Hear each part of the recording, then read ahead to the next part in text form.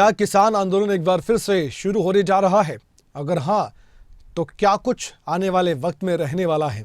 इसी पर एक नज़र अब इस खास पेशकश में हम रखने जा रहे हैं आपके सामने। हमारी टीम धरातल पर मौजूद रहकर ये जानकारी जुटा रही है कि पुलिस प्रशासन और किसान दोनों की तैयारी क्या है, यानी कि किसान जवान कैसे तैयार है अपनी अपनी ड्यूटी के लिए। एक फर्ज निभा रहा है पुलिस प्रशासन का वो अधिकारी, वो कर्मचारी जो कि कानून व्यवस्था को बरकरार रखना चाहता है, मेंटेन करना चाहता है। दूसरी तरफ वो किसान जो अपने हक की लड़ाई लड़ना चाहते हैं, जो कहते हैं कि हमारी भलाई का काम सरकार को करना है, लेकिन सरकार मान नहीं रही है। ये दोनों बातें हैं और इसी की पड़ताल हम करने जा रहे हैं कि ये मामला यहाँ तक पहुँचा कैसे है। सबसे पहले तो आपको बता दें कि 13 फरवरी को आप जानते हैं कि किसान संगठनों ने दिल्ली कूच का ऐलान किया हुआ है। इसे देखते हुए हरियाणा सरकार अलर्ट मोड पर है। एमएसपी गारंटी समेत कई डिमांड्स हैं इनकी और दिल्ली कूच करने की तैयारी कर चुके हैं। किसान आंदोलन 2 का नाम इसे दिया गया है। किसानों के कूच को देखते हुए केंद्र से 50 कंपनियां हरियाणा पहुंची हैं। पुलिस कर्मियों की छुट्टी रद्द की गई। पुलिस लाइन के पुलिस कर्मियों को फील्ड में उतारा गया। शंभू बॉर्डर और गगर पुल पर भी सीमेंट स्लैब और कंटीली तारें पहुंची हैं। अंबाला में किसान नेताओं के घर पर नोटिस चस्पाए गए हैं। टिकरी बॉर्डर की बात करें, वहां भी पुलिस अपनी ओर से पूरी तैयारी कर रही है और इसी पर ग्राउंड से ही जानकारी देने के लिए हमारे साथ प्रदीप धनखड़ जुड़ चुके हैं टिकरी बॉर्डर से, बहादुरगढ़ से। उनसे हम जानकारी हासिल करते हैं।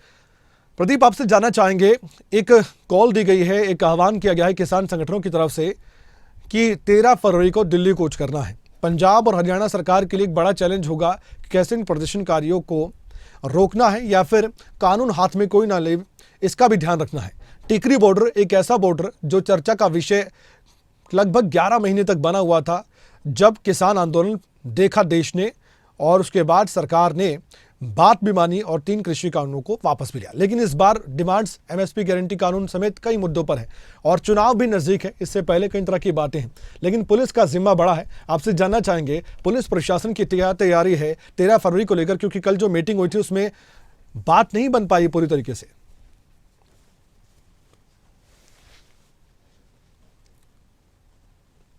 जी कमल, बिल्कुल पूरी तरह से बातचीत नहीं बनी, इसीलिए जो किसान है वो 13 तारीख को दिल्ली कूच का ऐलान कर चुके हैं। दिल्ली में संसद का घेराव करने की बात किसान संगठनों की ओर से कही जा रही है। तो इसी को देखते हुए पुलिस भी अलर्ट मोड में है। अगर झज्जर जिले की पुलिस की बात की जाए तो यहाँ पर दिल्ली से सटे जितने भी कच्चे पक्के रास्ते हैं सभी पर बैरिकेटिंग की गई है, सभी पर नाके लगाए गए हैं। हालांकि सड़क को अभी पूरी तरह से बंद नहीं किया गया है। अब भी जो एसपी हैं झज्जर जिले के, रात के समय उन्होंने सभी नाकों का पर्सनली जाकर औचक निरीक्षण किया था। मौके पर मौजूद जो पुलिस कर्मचारी थे उन्हें भी उचित दिशा निर्देश दिए हैं।